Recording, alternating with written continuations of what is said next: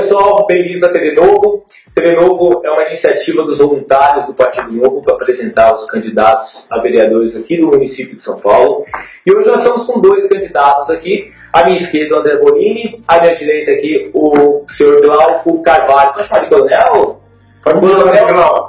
Glauco Carvalho. Começando pelo André Bonini, 20 anos, ele é estudante de administração de empresa pela Faculdade Getúlio Vargas e também direito pelo Lago São Francisco. Ele já foi consultor da CJE e deu aula de micro e macroeconomia lá dentro também. Vou começar pelo André. André, ó, você é um grande defensor do liberalismo. Nós tivemos a oportunidade de presenciar em alguns debates, você ferreamente na ideia. E o liberalismo hoje ele é novo, né? Principalmente para a população, a galera não sabe muito bem o que é o liberalismo. E eu queria saber quais são as suas propostas de fato liberais. Bom, a primeira coisa que a gente tem que entender é o que é o liberalismo, né? De modo bastante simplificado, o liberalismo se pauta pela liberdade de ação do indivíduo. Ou seja, uma pessoa não tem que ter permissão do governo para trabalhar. Uma pessoa não tem que depender do Estado ou de decisões da classe política para tocar a sua vida, né? Ela deve ser livre, ter autonomia.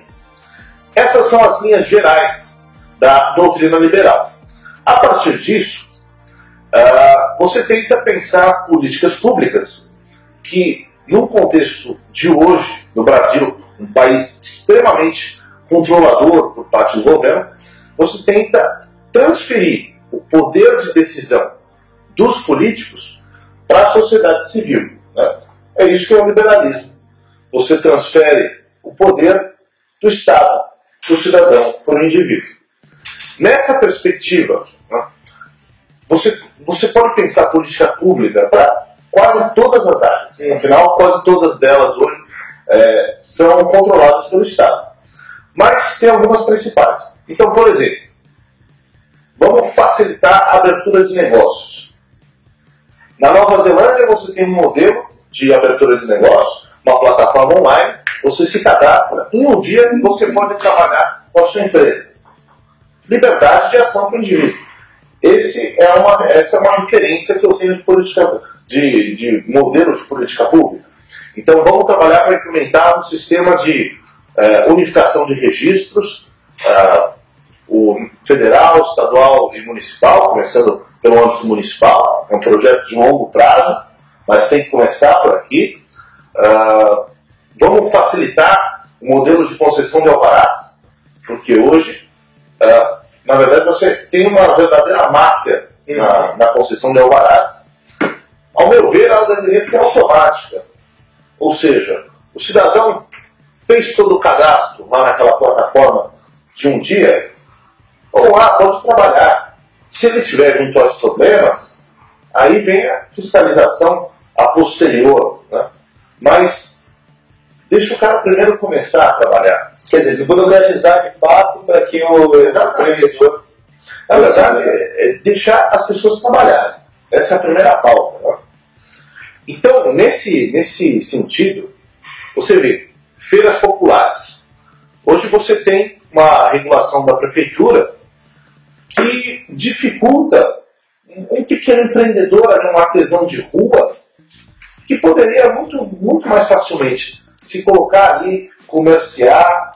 Você gera um ambiente bacana em termos de segurança, a praça fica movimentada, tem gente o dia todo. Isso tem na Praça da República, por exemplo. Antes havia uma feira com 1.500 barracas, a prefeitura decidiu controlar esse número, né, com mais restrições. Hoje você tem menos de 300. A segurança pública na praça durante a semana é terrível, porque não tem movimento.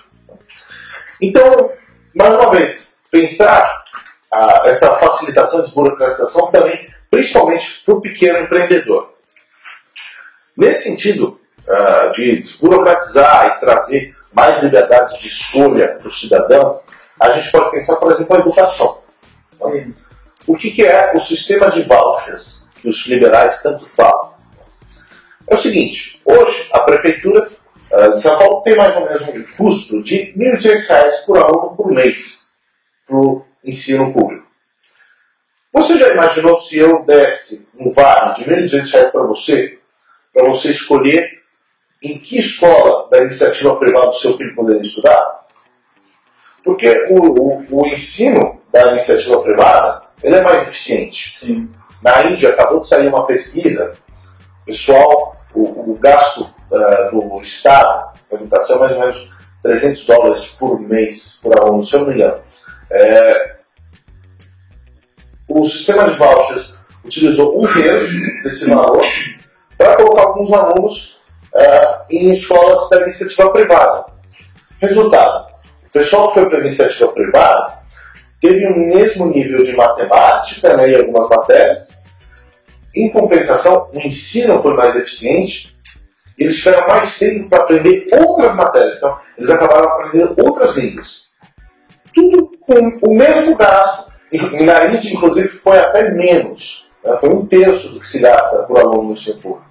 Então, novamente, você pensa a educação, e aí política pública focalizada. Você dá esse vale para quem realmente precisa, porque quem não tem condição de pagar a escola privada. Você, assim, incentiva a livre concorrência entre escolas, você incentiva que uma preste melhor, acabe provendo uma melhor educação, né, para as crianças, e assim você otimiza um gasto público que hoje é ineficiente e tira totalmente a liberdade de escolha das pessoas. Legal, bacana, Bruno. Obrigado por esclarecer, né, essa parte.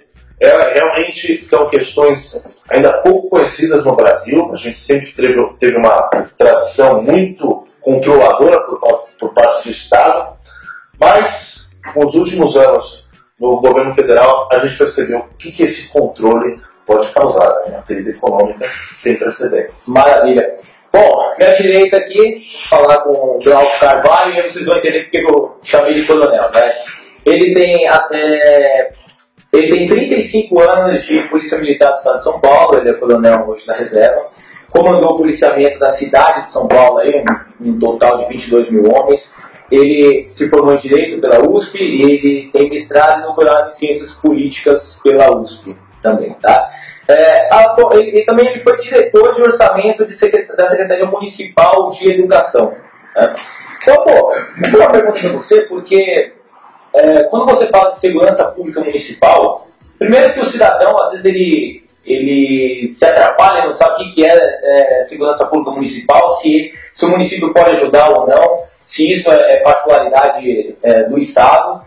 E qual é a sua percepção hoje como cidadão da segurança pública municipal e quais são as suas ideias como candidato, como vereador, né, para que isso melhore? Interessante a sua pergunta, e é importante nós esclarecermos para as pessoas: a segurança pública é competência do Estado. O artigo 144 da Constituição Federal determina e estabelece que segurança pública nos estados é competência do ente federativo Estado.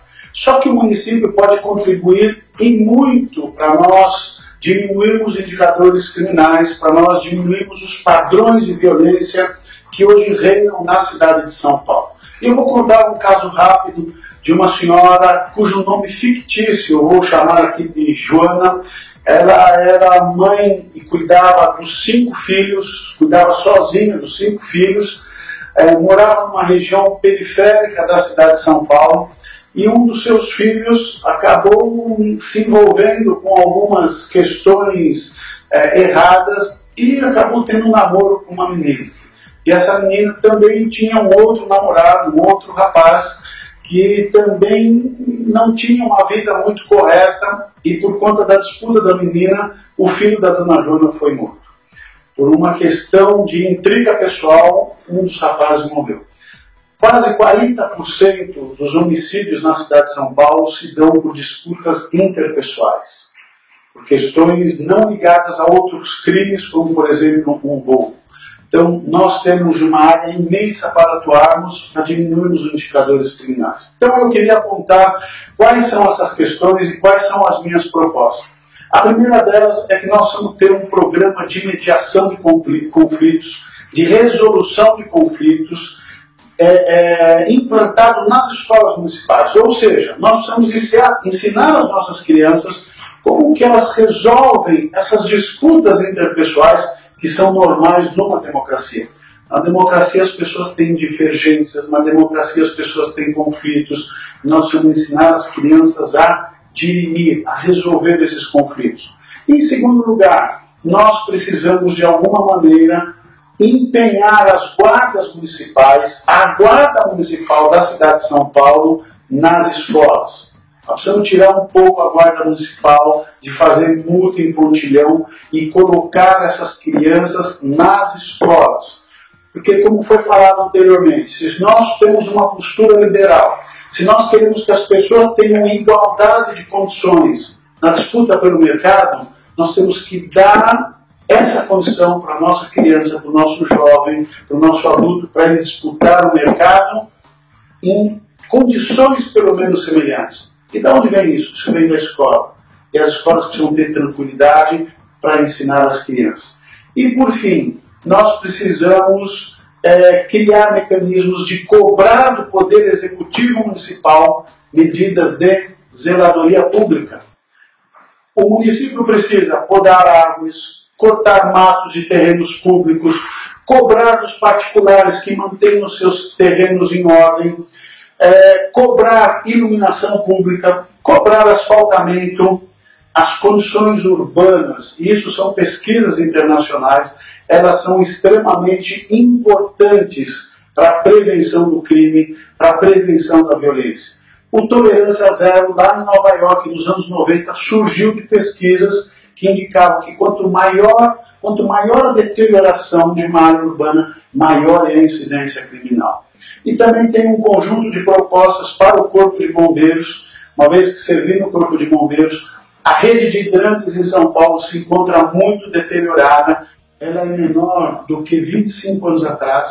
O bombeiro hoje tem uma grande dificuldade em coletar água para apagar incêndios. Em segundo lugar, nós precisamos resolver uma disputa entre o SAMU e o resgate. O resgate hoje ele vai para o socorro de pessoas alcoolizadas, pessoas que estão passando mal sem maior gravidade, e o resgate ele tem que ser empenhado para ocorrências muito graves, porque hoje ocorrências graves estão sendo deixadas de ser atendidas porque o resgate está socorrendo uma pessoa alcoolizada num determinado local. Por fim, nós temos que estabelecer parâmetros concretos acerca da destinação orçamentária para o bombeiro. Hoje falta muito dinheiro para o bombeiro. Então, há um conjunto de medidas e propostas que precisam enfeixar segurança pública, defesa civil e corpo de bombeiros. Por isso que o lema da minha campanha é uma cidade sem medo. Nós precisamos trazer um pouco mais de tranquilidade. Nós precisamos trazer um pouco de paz pública para as cidades. É isso que o Estado tem que estar. Não cuidando do que a pessoa que está trabalhando faz ou deixa de fazer. Ela tem que dar liberdade para as pessoas trabalharem, mas atuar naquilo que é da essência do Estado, que é segurança e justiça. Pô, maravilha. Agora é o seguinte, faltou o número de vocês, né? Qual que é o seu número, Bolini? Bom, meu número, começando pelo meu lema, liberdade para São Paulo. Vamos deixar as pessoas trabalharem. Meu número é 30777. 30777, fácil também decorar. O lema da minha campanha, como eu disse, é uma cidade sem medo, e o número é 30190. 30 e o número de emergência da polícia, que é 190, para ninguém esquecer. Tá fácil, hein? Tá fácil, pessoal. Agora é o seguinte, Face, e-mail, site, você tem? Ó? Sim. Tem o Facebook, minha página é André Bolini, basta entrar lá, tem primeiro post fixado com propostas, linhas gerais da campanha, sempre atualizando. Tem um e-mail para quem quiser mandar sugestões, dúvidas, andré.peres.bolini@gmail.com. Maravilha, e você, não? Face é Coronel Glauco, o site é www.coronelglauco.com.br. E-mail? É coronelglauco@terra.com.br. É isso aí, pessoal. Ó, deixando até claro o seguinte, em muitos partidos você vai encontrar um monte de gente falando as mesmas coisas, tá? Porém, não aqui no Novo. No Novo você encontra pessoas técnicas que sabem o que estão falando, não estão caindo aqui de paraquedas. Então, por isso que eu peço para vocês também, votem nos candidatos do Novo. Nós temos aqui 2 exemplos também. Pessoal, obrigado. Mais uma vez, obrigado por vocês estarem aqui. Pessoal, obrigado. Até a próxima. Muito obrigado. Até a próxima.